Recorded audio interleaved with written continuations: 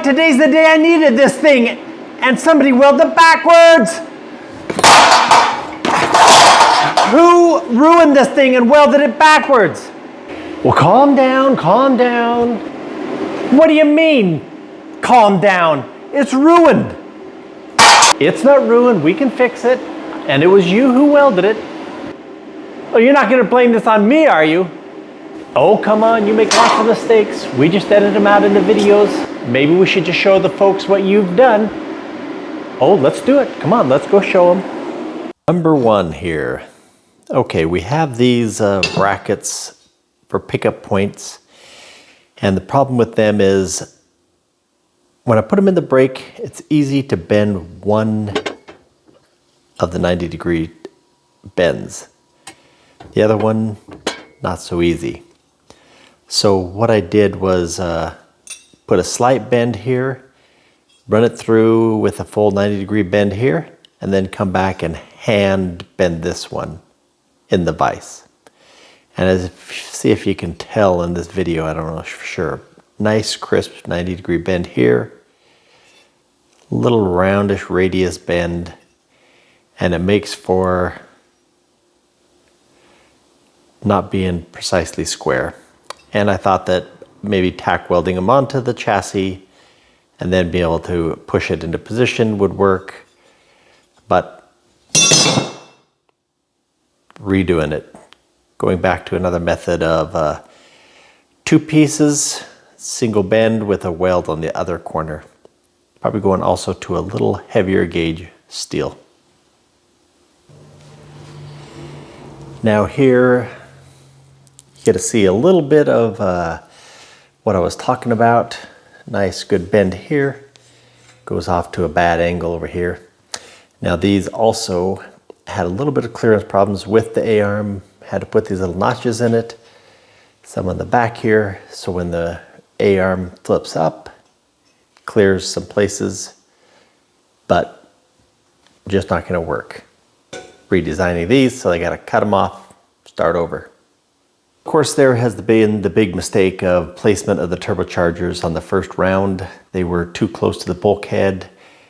Talked a little bit about how clearances weren't gonna work for my piping.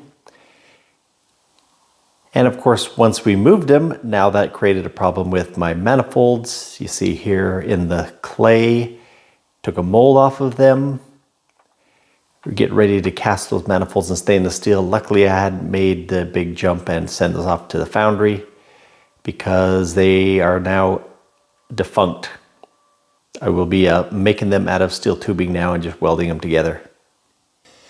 On the bell adapter, going from our 1JZ to our transmission, has these little tabs down here for mounting to the tub.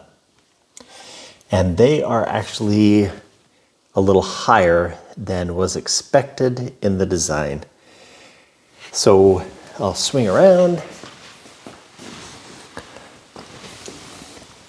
So you can see over here when that comes forward, it's going to slide underneath these two pieces that I've added on. Basically just bringing the bolt pattern up to the bottom of the floor rather than down the same depth as this bolting system is going to be. So staggered a little bit, no big deal, but we just did have to add this in to change the clearance for those tabs. While I'm in the tub, if you remember, another problem was that the turbochargers were too close to the bulkhead, and so the pressurized output from the turbochargers was going to cross over the engine, and instead now it's going to come through the bulkhead here, travel across, and go out through that one into the intercooler. So the plumbing path is going to be inside the cabin. Of course, it will be completely covered with upholstery, backrest behind the chair here with little storage compartments for the ECU and other things embedded all in that upholstery. So you won't see it, but it'll be inside rather than in the engine compartment. Here's one, a couple of these corners here, like this area, not so critical because the windshield will be covering this whole thing. I'll go ahead and fill it anyway, but these little air bubbles right in these hard corners is where the fiberglass lifted in the mold and didn't get worked back down in there. It doesn't look good here, but it will all be filled in and, like I said, covered by the windshield. So just something that could have been prevented by a little more effort. A few of those in other places. We're looking back here by the quarter window. Another little one right here in this bead. One here that looks like clay got loose and filled the place, so it couldn't go. Those would just be ground out and filled as well. Little pieces like that, of course, once the finishing gets going on, will all be taken care of. But things that could have been worked better with some tooling to push that glass back in those areas. And speaking of this whole quarter window area, as an afterthought, there's going to be a brace that goes across here with a little turn back that holds the molding for sealing the door and shedding off water. It would have been nice if I'd added that into the mold like I did on the doors.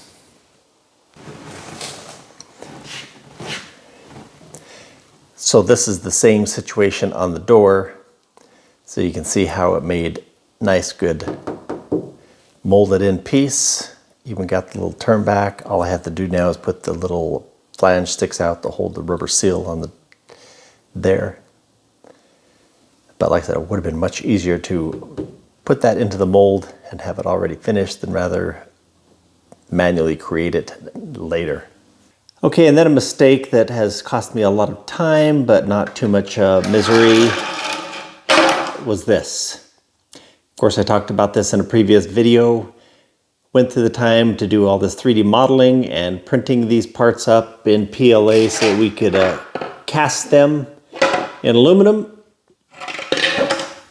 Got another one here. This was a rear lower control arm.